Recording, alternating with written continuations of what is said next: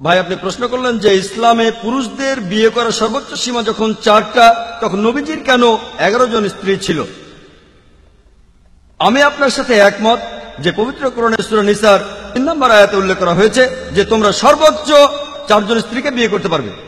কিন্তু আরেকটা আয়াতে আছে, সূরা আহজাবের 52 নম্বর আয়াতে উল্লেখ করা হয়েছে, এরপরে তোমার জন্য কোনো নারী বৈধ নয় এবং তোমার স্ত্রীদের পরিবর্তে অন্য স্ত্রী গ্রহণও বৈধ নয় যদি তাদের সৌন্দর্য তোমাকে মুগ্ধ করে। তোমার দাসীদের ব্যাপারে এটা প্রযোজ্য নয়।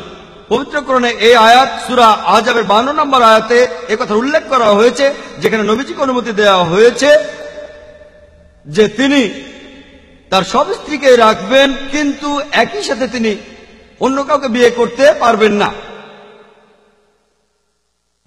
যদি ভালো করে দেখেন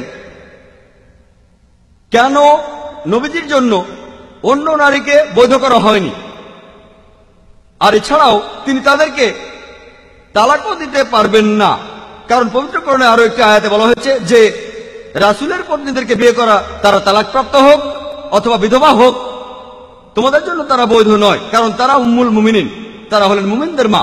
তাহলে কেউ নবীজির স্ত্রীদের বিয়ে করতে পারবে না, আর এছাড়াও নবীজি তালাকও দিতে পারবেন না।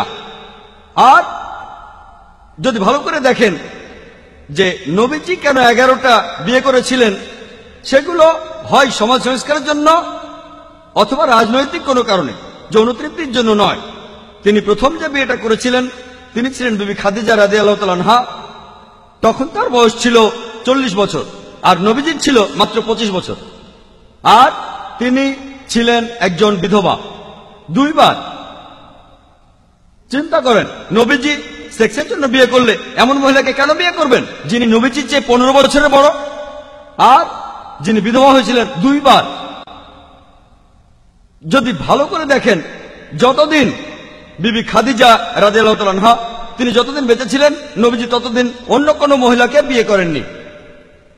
যখন তার বয়স 50, তখন বিবি খাদিজা রাদিয়াল্লাহু তাআলা আনহা মারা গেলেন। নবীজি 53 বছর বয়স থেকে 56 বছরের মধ্যে অন্যান্য স্ত্রীদের বিয়ে করেছিলেন। যদি তার যৌন আকাঙ্ক্ষা বেশি থাকতো তাহলে বিয়েগুলো তরুণ বয়সে করতেন।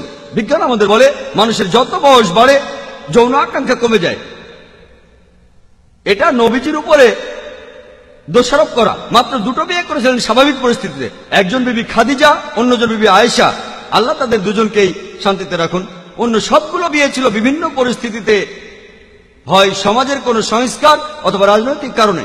যদি নবীজির বিয়েগুলো দেখেন, তার মধ্যে 2 জনের বয়স ছিল 36 বছরের নিচে, আর অন্যান্য সব স্ত্রীদের বয়স ছিল 36 বছর থেকে 50-এর মধ্যে। প্রত্যেকটা বিয়ে দেখতে পারেন, প্রত্যেকটাতে কিছু কারণ ছিল। যেমন বিবি জোহারিয়া, তিনি ছিলেন বানু-মুস্তালিক গোত্রের মহিলা। এই গোত্রটা খুবই শক্তিশালী ছিল আর মুসলিমদের সাথে বিরোধ ছিল। এর কিছুদিন পর মুসলিম সৈন্যরা তাদের কোণঠাসা করে ফেলল, আর তারপরে নবীজি তাকে বিয়ে করলেন। নবীজি তাকে বিয়ে করার পরে সাহাবীরা বলতে লাগলেন, আমরা কিভাবে আমাদের নবীজির আত্মীয়দের বন্দী করে রাখবো। তারপর তাদের মুক্ত করে দিলেন, আর এরপরে এই 2 গোত্র বন্ধু হয়ে গেল। আরো দৃষ্টান্ত আছে, যখন নবীজি বিয়ে করলেন বিবি মাইমুনা রাদিয়াল্লাহু তাআলা আনহাকে, যিনি ছিলেন নাজাদ গোত্রের সর্দারের স্ত্রীর বোন। এই গোত্রের লোকেরা 70 জন মুসলমানকে তখন হত্যা করেছিল, আর মুহাম্মদ সাল্লাল্লাহু আলাইহি সাল্লাম যখন তাকে বিয়ে করলেন, নাজাদ গোত্র তখন মদিনার নেতৃত্ব মেনে নিল, আর নবীজিকেও তাদের নেতা হিসেবে মেনে নিল। নবীজির এইসব বিয়েগুলোর পেছনে ছিল কোনো রাজনৈতিক কারণ বা সামাজিক সংস্কার। বিয়ে করেছিলেন উম্মে হাবিবাকে, যিনি ছিলেন তখনকার মক্কার সর্দার আবু সুফিয়ানের মেয়ে। আর এই বিয়ে মক্কা বিজয়ের সময়কালে বেশ গুরুত্বপূর্ণ ভূমিকা পালন করেছিল। এছাড়াও আছেন বিবি সাফিয়া রাদিয়াল্লাহু তাআলা আনহা, তিনি ছিলেন একজন শক্তিশালী ইহুদি নেতার মেয়ে। বিয়ের পর ইহুদিদের সাথে মুসলমানদের সম্পর্ক ভালো হয়ে গিয়েছিল। এভাবে দেখবেন যে সবগুলো বিয়েতেই কোনো ভালো কারণ ছিল। বিয়ে করেছিলেন হযরত ওমরের মেয়ে হাফসা রাদিয়াল্লাহু তাআলা আনহাকে, যাতে করে সাহাবীদের সাথে তার সম্পর্ক মজবুত হয়।